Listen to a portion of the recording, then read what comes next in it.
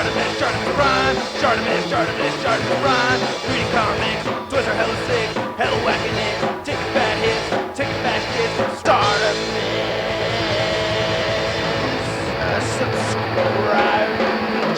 for things. Just a little itty bitty ankle pivot, itty bitty ankle pivot. Hey, what's up you guys, ShartimusPrime here doing another Transformers review on Transformers Dark of the Moon Deluxe class Starscream. This thing's alright. I'm actually kind of disappointed that I picked this guy up. I'm a huge Starscream fan. As some of you guys know, Starscream's my favorite Transformer. So that's why I basically got him. And plus, I saw, somebody else review this, Optobotomus reviewed Thundercracker and made me really want to get this. And now I'm pissed off that I got it. So I think it's weak. I just don't see the point in getting the Deluxe class figures. I have a very close friend that likes picking up the Deluxe Ratchet and Ironhide and all of them. And I just don't get it because they're not into scale with the other characters that are Deluxe size that are supposed to be smaller. And these are supposed to be Voyager. I just don't get it. It doesn't make any sense to me. And now that I've actually caved in and bought one of these, it's like, shit, why the hell did I just do that? This is retarded. Look underneath, man. This doesn't look very cool to me. That's a lot of stuff down there, It's a lot of stuff. His wheels don't actually roll, which is not a big deal. I don't really care about that too much. And they fold in nicely, so you just flop, those wheels in, and this comes up like that. So that's cool. I really don't like the color. The color is very, very bland to me. It's just, I don't know. It's just a very flat kind of color and doesn't really do anything for me. In comparison to the Revenge of the Fallen Voyager class Starscream, I like this color a lot more. The very more militaristic kind of color. Actually, all the other ones are. Here's the first movie Starscream.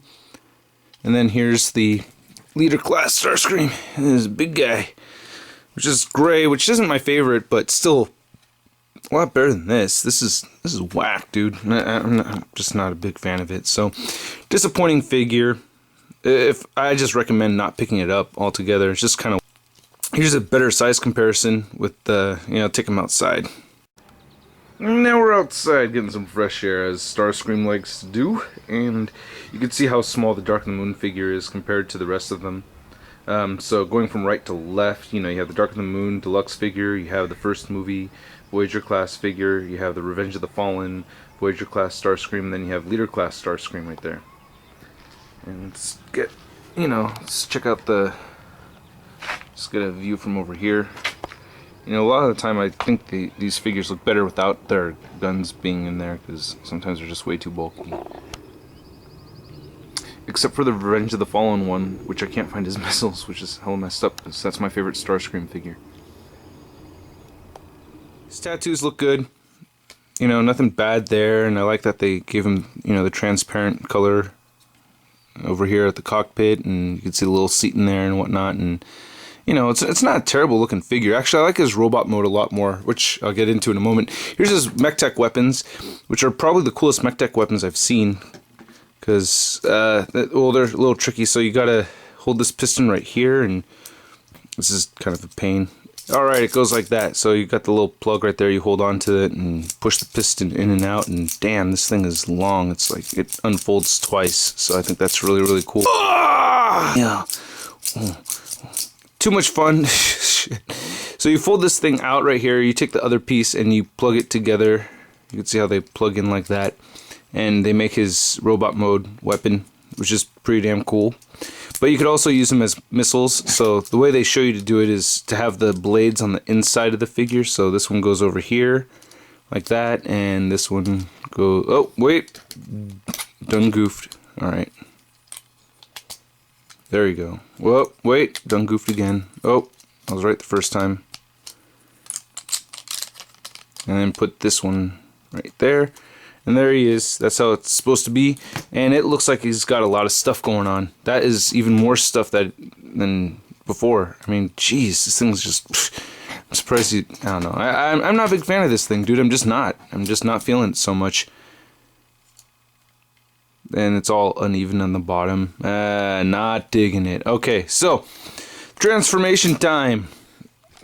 Send us away, Bumblebee. Alright, so take these off right there and lift up these panels so they just slide right up right there like that. Get this one up too. Come on, come on. Alrighty, and then we can, I guess we can fold those down. I forgot what I'm supposed to do next. See, now, for me, I don't like to read the instructions. So one positive thing about this figure is that he does have a pretty complex transformation.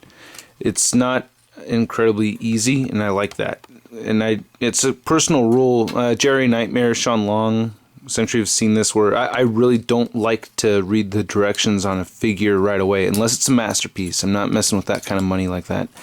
But if you know, I don't like to read the directions on the first transformation. Then afterwards, I'll read the directions and see how I did. But you know, I like the whole puzzle thing to it. So you can figure out what I'm doing, right? I folded these legs up and then turned them out like that.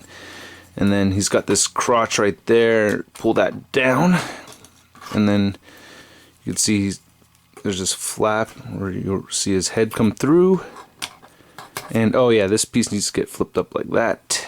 And then pull this straight down. Cover that right back up. He's almost done. And he's got these pieces that fold out right here. So you can see that. And then push this in. Now, he fold his wings down and he's got these two little holes right here. And these pegs stick out right here and right here, and they go into these two slots right there, and you kind of got to figure out a way to shimmy that in correctly. It's not always the easiest to line that up exactly right. Well, for me anyway. You know, for you, oh, it may be so easy. What's wrong with you, ShartimusPrime? You think you're so smart you don't read the directions, but when you can't plug it into the pegs there, you're not so smart no more, right? You should be Kilowog in the next Quorum TV movie, because I'm sure you'd do better than Anthony James, I tell you. And I've quit smoking. It's been about a month now, and it's still not easy.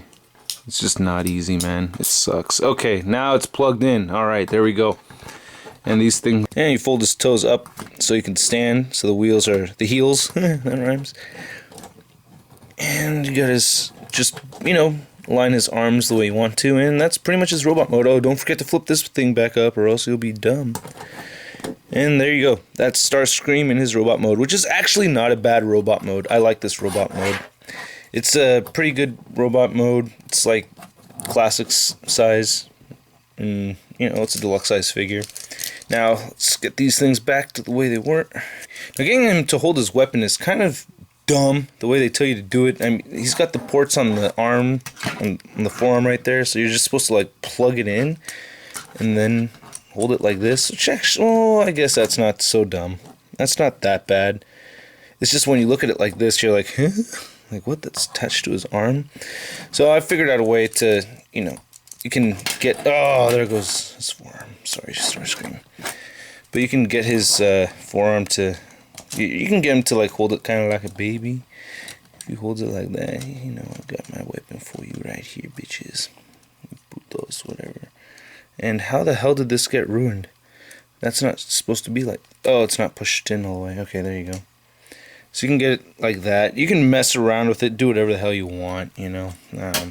So his articulation. His head moves side to side, and his arms move up and down. His head doesn't move up and down at all, nor does he have any awesome light piping like Shockwave. Too bad. But his arms are on a ball joint right there, so they move in and out. He has he has another hinge right here at the elbow. He's got a ball joint at the elbow right there. This is at the bicep, it moves up and down and back. His wrist moves down, not up, and it does not move side to side. And he has no waist joint or anything, and his legs move forward, outward, bends 2 points at the knee, kinda, and then his toes move up and down. I don't know, so, you know, some of that articulation, or a lot of that articulation is due to the transformation. But like I said, this isn't a bad robot mode. Looks better than some of the other incarnations. So yeah, I wanted to compare him to the other robot modes, and Starscream wanted the fresh air again. So here's the first movie figure. You can see that shape right there is hella whack. This is much better. So they did come a long way from the very first movie Starscream they made. And then here's the Revenge of the Fallen one. Just a lot smaller kind of body, you know? And their plane modes are about the same size. Actually, this one's a little bit longer.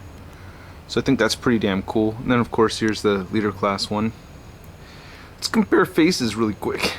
First one, Rodif, Hifted, Datum. First one, Rodif, Hifted, Datum. First one, Rodif, Hifted, Datum. First, Rodif, Datum. Yeah, I'm kind of out of it, you guys. Worked late last night, and it's just been a rough week.